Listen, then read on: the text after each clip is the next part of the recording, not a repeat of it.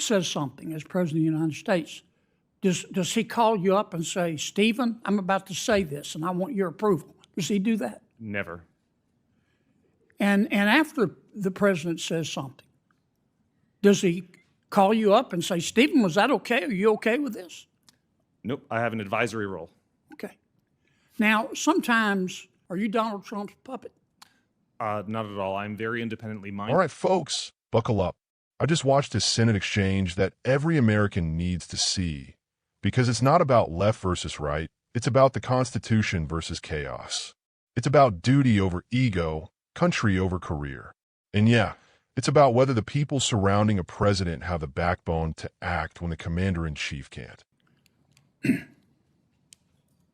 Dr. Myron, do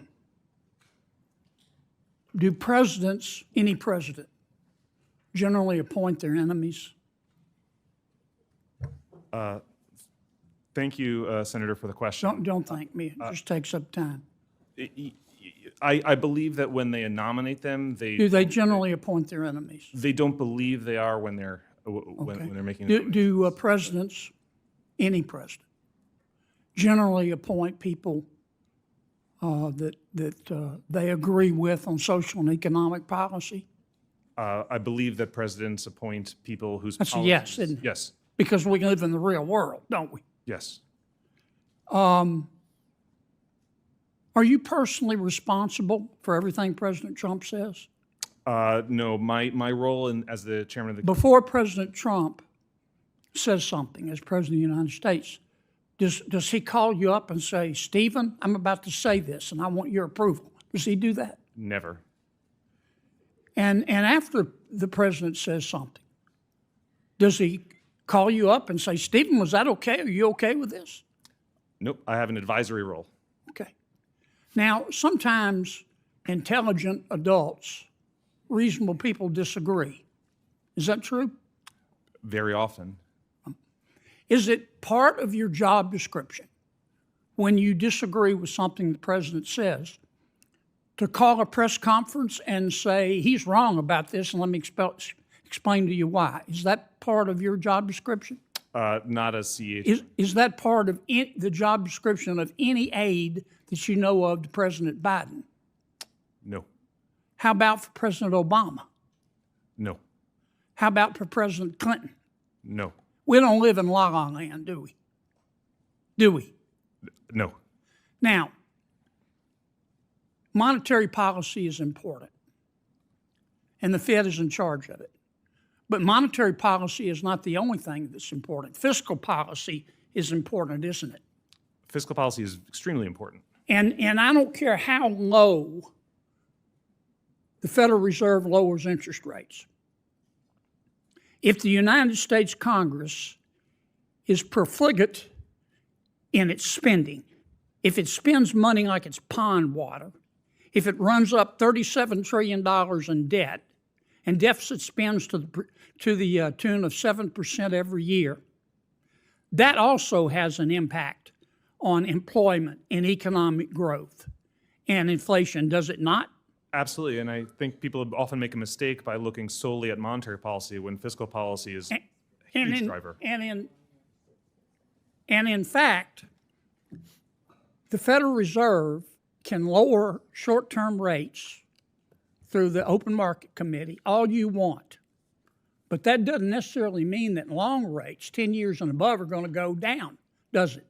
Not necessarily. Right, because if the bond market counts too, doesn't it? Of course. If you can lower rates as low as you want to, but if the bond market thinks that inflation is on the horizon, those rates are going to keep going up or at least stay steady. Isn't that accurate? Yes, the Federal Reserve does not control the long end of the yield curve. Okay, so what Congress does matters, doesn't it? Hugely.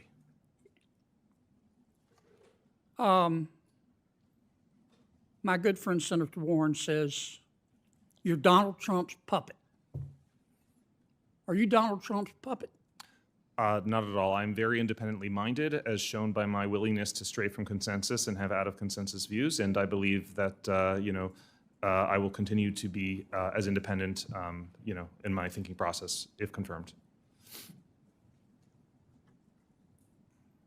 We're going to hold you to that, Governor, future Governor. You need to call them like you see them.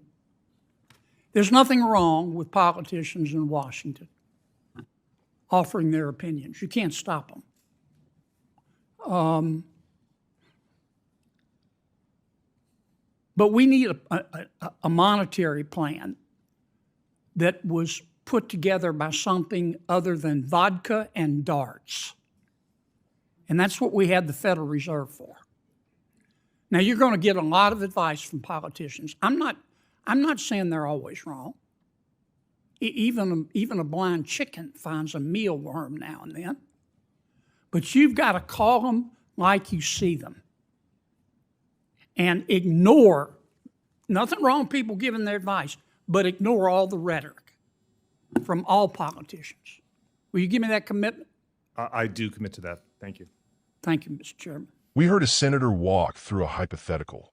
Let's call it hypothetical, where a president is clearly not up to the job. Incoherent rambling like he's from outer space. Physical exhaustion after 2 sentences. Shuffling like it takes a Thanksgiving turkey's bake time just to cross a stage. Look, we've all seen the clips. We know what we're talking about here. And the question is, what do you do if you're a staffer, an appointee, a cabinet official, someone who owes loyalty, yes, but owes a higher loyalty to the United States of America? The professor lays out the mechanics. Good. The 25th Amendment. It's not some partisan toy. It's part of our constitutional safety net. If the president cannot discharge the powers and duties of the office, the vice president and a majority of the principal officers of the executive departments, i.e., the cabinet, can declare that inability. The vice president becomes acting president. Congress gets involved if there's a dispute. This is Section 4.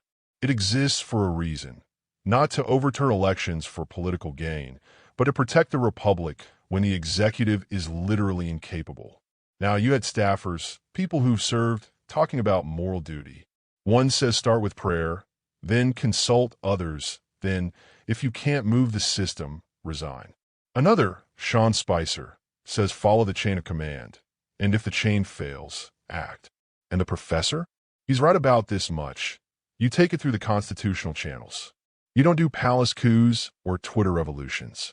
Here's my take as a right-wing patriot who believes the Constitution isn't a suggestion. It's the operating manual.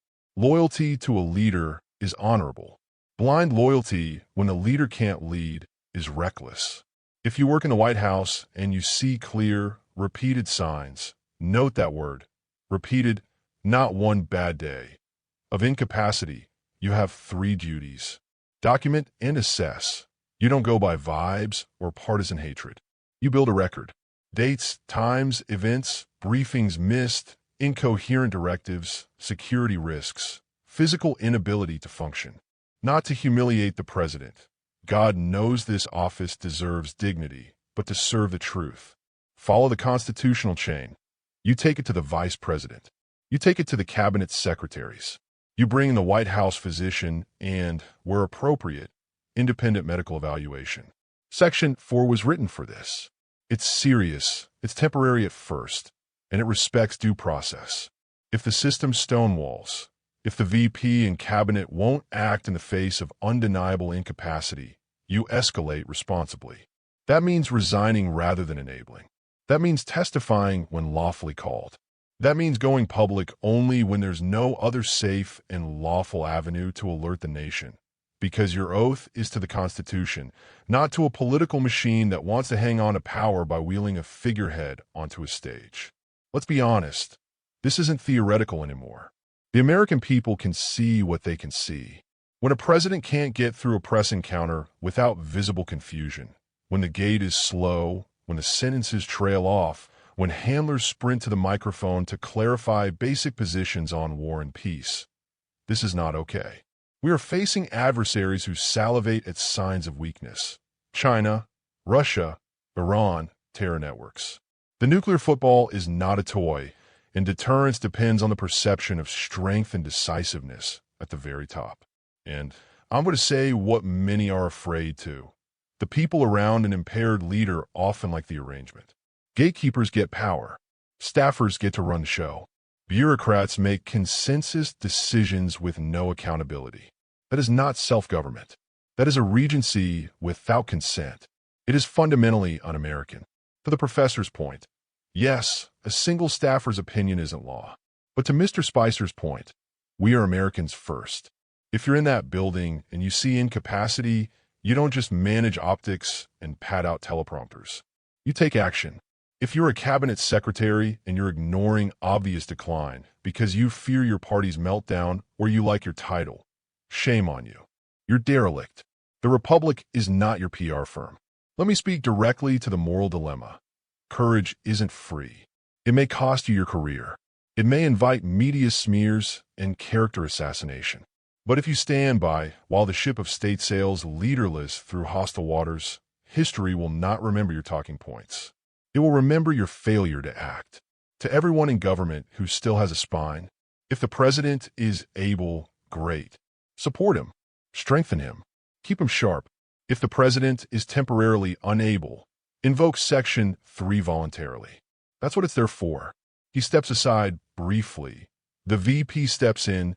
The nation continues. If the president is unable and won't admit it, and the vice president and cabinet won't act, then resign loudly and explain why.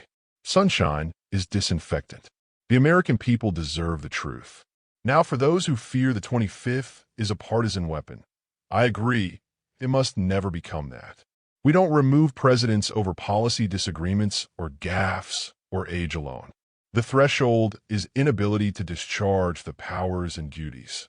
That means sustained cognitive or physical impairment that materially prevents the performance of core functions, briefings, decisions, crisis management, commander-in-chief responsibilities. Not, he's from the other party. Not, we want a different agenda. The bar is high. It should be. But when the bar is met, the Constitution expects the grown-ups to step in. Vice President, Cabinet, Congress do your jobs. Let me end on this. America is bigger than one man, one election cycle, one party. We the people entrusted the presidency with enormous power. We also embedded safeguard for moments just like this. Using those safeguards wisely is not disloyalty. It's fidelity to the oath. If you're a staffer watching this, document, consult, act. If you're a cabinet member, stop hiding, do your duty, and let the chips fall. If you're a citizen, demand clarity, demand medical transparency, demand that your leaders respect the office enough to wield it or yield it. We love this country.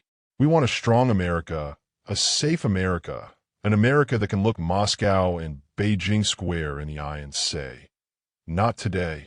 That requires a commander who can command.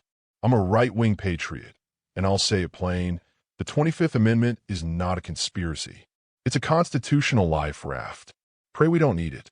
But if we do, use it lawfully, soberly, and without apology. If you found this breakdown useful, hit subscribe, share this with someone who needs to hear it, and drop your thoughts in the comments. Should senior officials go public if the system won't act? Where's the line between loyalty and duty? I read them all. God bless you. God bless our troops. And God bless the United States of America.